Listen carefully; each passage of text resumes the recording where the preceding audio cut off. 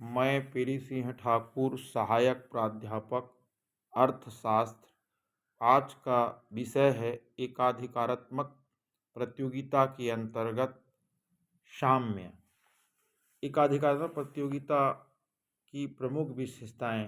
पहला, अधिक संख्या में फर्मों की उपस्थिति। एकाधिकारात्मक प्रतियोगिता में वस्तु विशेष के उत्पादन करने वाले फर्मों की संख्या अधिक होती है, अतः प्रत्येक फर्म उद्योग के कुल उत्पादन का छोटे से भाग का उत्पादन करती है। प्रत्येक फर्म को अपने उत्पादन पर कुछ सीमा तक एकाधिकार प्राप्त होता है, इसलिए स्वतंत्रता पूर्वक कार्य करती है। अन्य प्रतिद्वंदी फर्मों के उत्पादन में वृद्धि या कमी करने का फर्म विशेष उत्पादन पर कोई प्रभाव नहीं पड़ता। वस्तु विभेद। एकाधिकार प्रतियोगिता के अंतर्गत विभिन्न फर्में एक दूसरे से भिन्न वस्तुएं उत्पादन करती है, एक दूसरे के निकट स्थानापन्न होती है। पूर्ण स्थानापन्न नहीं।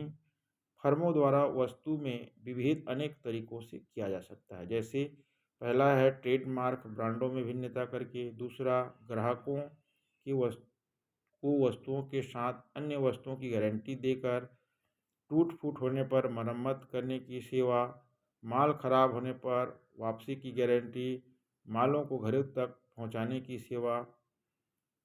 विज्ञापन, प्रचार प्रसार के द्वारा फर्म अपनी वस्तु की बिक्री बढ़ाने का प्रयास करती है। इस प्रकार से ये वस्तु विभेद कर वस्तु बेचने का कार्य करती है। फर्मों का उद्योग में स्वतंत्र प्रवेश एवं बहिर्गमन। एकाधिकार प्रतियोगिता के अंतर्गत फर्में जो है स्वतंत्र रूप से उद्योग में प्रवेश कर सकती हैं और उद्योग से बाहर हो सकती है। विक्रय लागत का महत्व। विज्ञापन पर जो खर्च होने वाले व्यय को ही विक्रय लागत कहा जाता है, और एकाधिकारात्मक प्रतियोगिता में फर्म अपनी वस्तु को बिक्री बढ़ाने के लिए विज्ञापन, प्रचार प्रसार पर अत्यधिक खर्च करती है। फर्म मूल्य निर्धारक होती है। एकाधिकारात्मक प्रतियोगिता में फर्म विभिन्न प्रकार की वस्तुओं का उत्पादन करती है। उन्हें अपने उत्पादन पर कुछ सीमा तक एकाधिकार भी प्राप्त होता है, इसलिए वे अपनी वस्तु का मूल्य निर्धारित करती है। अपूर्ण ज्ञान। एकाधिकारात्मक प्रतियोगिता के अंतर्गत क्रेताओं को बाजार का पूर्ण ज्ञान नहीं होता है। गैर मूल्य प्रतियोगिता। गैर मूल्य प्रतियोगिता का अर्थ यह है कि विभिन्न फर्मों के बीच प्रतिस्पर्धा मूल्यों में कटौती के रूप में न होकर अन्य रूपों में होती है। उदाहरण के लिए यहाँ पे विक्रेता अपने ग्राहकों को एक निश्चित अवधि में रिपेयरिंग की सुविधा प्रदान कर, वस्तु के साथ उपहार देकर, वस्तुओं को घर पहुँचाकर, डिस्काउंट देकर ग्राहकों को अपनी ओर आकर्षित करते हैं।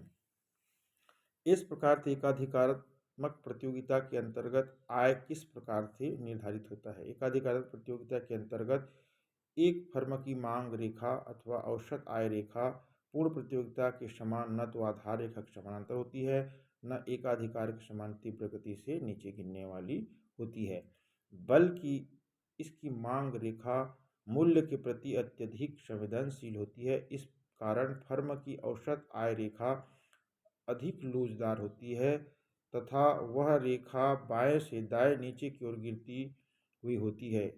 इस कारण एकाधिकारात्मक प्रतियोगिता के अंतर्गत फर्म अपनी वस्तु के मूल्य में कमी करके अधिक मात्रा में वस्तुएं बिक्री कर सकती है और अपने लाभ को अधिकतम कर सकती है।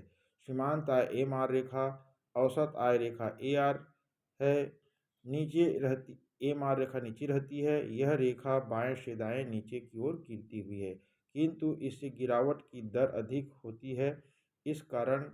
इसका कारण यह है कि एक अतिरिक्त इकाई की बिक्री बढ़ाने के लिए वस्तु के मूल्य में और अधिक कमी करनी पड़ती है। एकाधिकारात्मक प्रतियोगिता में लागत वक्र। विभिन्न फर्मों द्वारा उत्पादित वस्तुएं भिन्न होती है। फर्मों में आंतरिक बचतों में भिन्नता होती है, अतः लागतें में भिन्नता के कारण बाजार में वस्तुओं की कीमतें भिन्न होती है।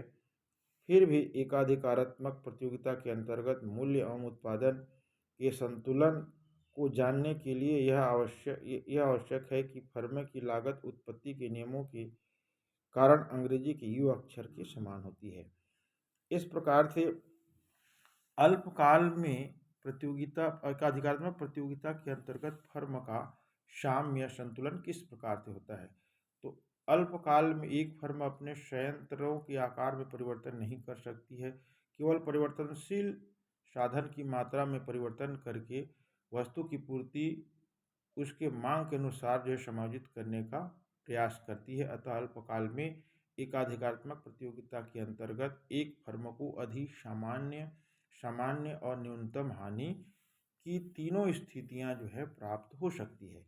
अधिसामान्य लाभ एकाधिकारात्मक प्रतियोगिता के अंतर्गत अल्पकाल में एक फर्म को अधिसामान्य लाभ उस समय प्राप्त होता है जबकि उसके द्वारा उत्पादित वस्तु की कीमत ए आर उसकी औसत लागत ए सी से अधिक होती है।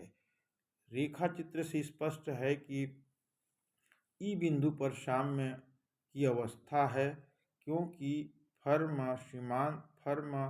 का सीमांत लागत वक्र एम सी उसके सीमांत आय वक्र एम आर रेखा को नीचे ई बिंदु पर नीचे से काट रहा है। साम्य बिंदु पर फर्म ओ एम मात्रा में उत्पादन करेगी।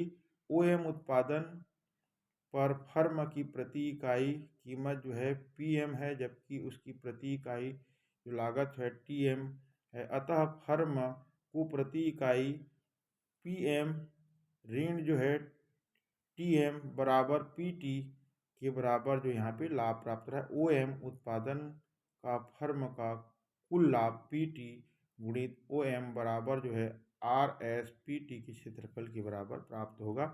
इस प्रकार से आर एस टी पी क्षेत्रफल फर्म के अधिसामान्य को दिखा रहा है, दर्शा रहा है। इस प्रकार से एकाधिकारात्मक बाजार में सामान्य लाभ अल्पकाल में एकाधिकारात्मक प्रतियोगिता के अंतर्गत फर्म को केवल सामान्य लाभ ही प्राप्त हो सकता है। ऐसी स्थिति तब आती है जबकि फर्म द्वारा उत्पादित वस्तु कीमत ए आर उसकी औसत लागत ए सी दोनों एक दूसरे के क्या होती है, बराबर होती है। चित्र से स्पष्ट है कि ई बिंदु पर साम्य की अवस्था में समवस्था है क्योंकि इसकी सीमांत लागत एम सी उसकी सीमांत आय एम आर रेखा ई बिंदु पर नीचे से काट रहा है। ई बिंदु पर ओ एम मात्रा में वस्तु का उत्पादन करेगी। ओ एम साम्य उत्पादन पर फर्म की प्रति इकाई मूल्य ए आर उसकी प्रति इकाई औसत लागत ए सी दोनों पी एम है। अतः फर्म को केवल सामान्य लाभ प्राप्त हो रहा है। इसका कारण यह है कि सामान्य लाभ फर्म की औसत लागत में सम्मिलित है। न्यूनतम हानि अल्पकाल में एकाधिकारात्मक प्रतियोगिता के अंतर्गत एक फर्म को न्यूनतम हानि भी हो सकती है। यदि फर्म द्वारा उत्पादित वस्तु की कीमत ए आर उसकी औसत लागत ए सी से कम होती है तो फर्म को न्यूनतम हानि होती है। रेखा चित्र के द्वारा भी इसको भी हम स्पष्ट कर सकते हैं।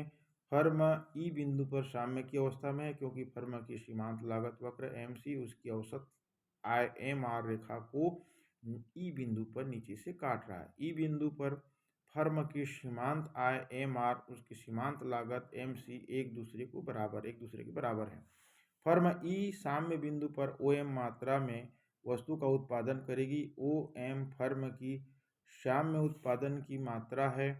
ओ एम उत्पादन पर फर्म प्रति इकाई वस्तु का मूल्य पी एम निर्धारित करेगी। फर्म प्रति इकाई लागत टी एम है। चूंकि प्रति इकाई लागत टी एम उसकी प्रति इकाई कीमत पी एम से अधिक है अतः फर्म को प्रति इकाई टी एम ऋण पी एम बराबर टी पी के बराबर हानि हो रही है।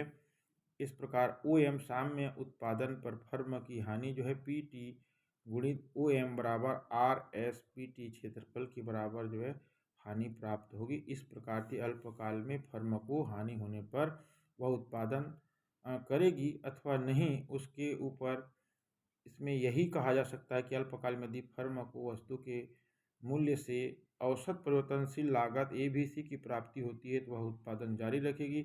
चूँकि फर्म की प्रति इकाई मूल्य पी एम उसकी औसत परिवर्तनशील लागत ए बी सी से अधिक है, अतः फर्म औसत परिवर्तनशील लागत Km और औसत स्थिर लागत Pk के मूल्य Pm से प्राप्त हो रही है, अतः उसे Tp औसत स्थिर लागत की हानि हो रही है। अतः फर्म इस न्यूनतम हानि से अल्पकाल में सहन कर उत्पादन कार्य करती रहेगी। धन्यवाद।